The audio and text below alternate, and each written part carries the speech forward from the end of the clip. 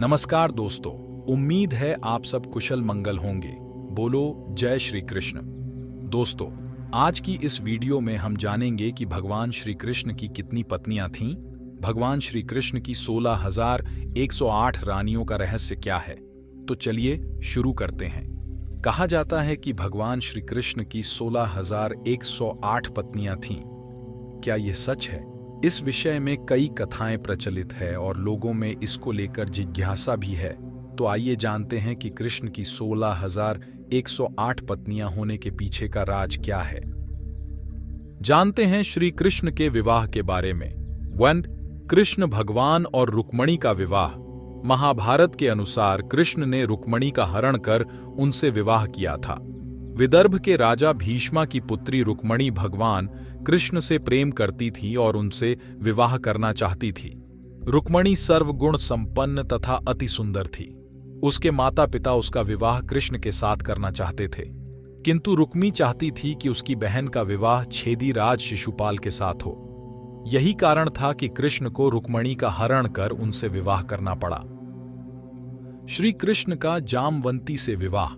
एक बार भगवान कृष्ण पर सत्यराजित ने मणि चोरी करने का आरोप लगा दिया। तब वह उस मणि की तलाश करते करते रायसेन जिले के जंगलों में आ गए थे। यहां श्री कृष्ण ने जामवंत से जामगढ़ की गुफा के पास 37 दिनों तक युद्ध किया। जब जामवंत हारने लगे तो उन्होंने प्रभु श्री राम को पुकारा। श्री कृष्ण को तब राम रूप में प्रकट होना पड़ा। यह देख जामवंत की आंखों से आंसू निकल पड़े। बाद में जामवंत ने श्री कृष्ण को मणि दिया और अपनी पुत्री जामवंती का विवाह भगवान श्री कृष्ण से कर दिया। श्री कृष्ण और सत्यभामा का विवाह। भगवान कृष्ण उस मणि को लेकर वापस आ गए और जब वो मणि सत्यराजित को दिया तो सत्यराजित को ग्लानि हुई और लज्जा भी आई कि मैंने श्री कृष्ण जी पर चोरी का आरोप लगाया।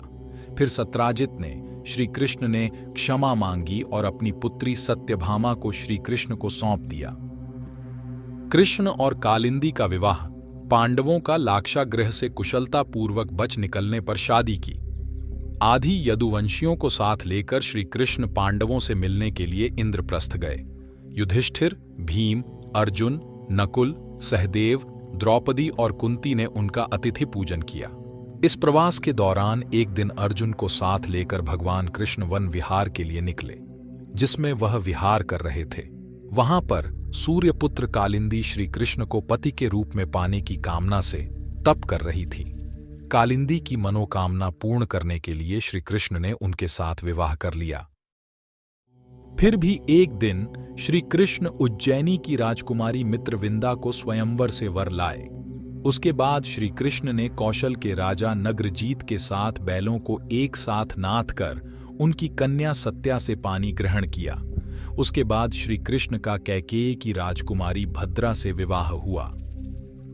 भद्र देश की राजकुमारी लक्ष्मणा भी श्री कृष्ण को चाहती थी, लेकिन उनका परिवार कृष्ण से विवाह के लिए राजी नहीं था। तब लक्ष्मणा को श्री कृष्ण अकेले ही हर कर ले आए। इस तरह कृष्ण की 8 पत्नियां थीं: रुक्मणी, जामवंती, सत्यभामा, कालिंदी, मित्रविंदा, सत्या, भद्रा और लक्ष्मणा। दोस्तों, यह झूठ है कि श्री कृष्ण की 16,108 पत्नियां थीं। भगवान श्री कृष्ण की 16,108 रानियों का रहस्य। भौमासुर के द्वारा हरण कर लाई गई 16,108 कन्याओं को श्री कृष्ण ने मुक्त कर दिया। यह सभी अपहृत नारियां थीं या फिर भय के कारण उपहार में दी गई थीं और किसी और माध्यम से उस कारागार में लाई गई थीं।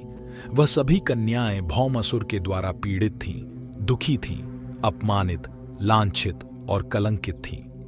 सामाजिक मान्यताओं के चलते भौमासुर द्वारा बंधक बनाकर रखी गई इन नारियों को कोई भी अपनाने को तैयार नहीं था। तब अंत में श्री कृष्ण ने सभी को आश्रय दिया।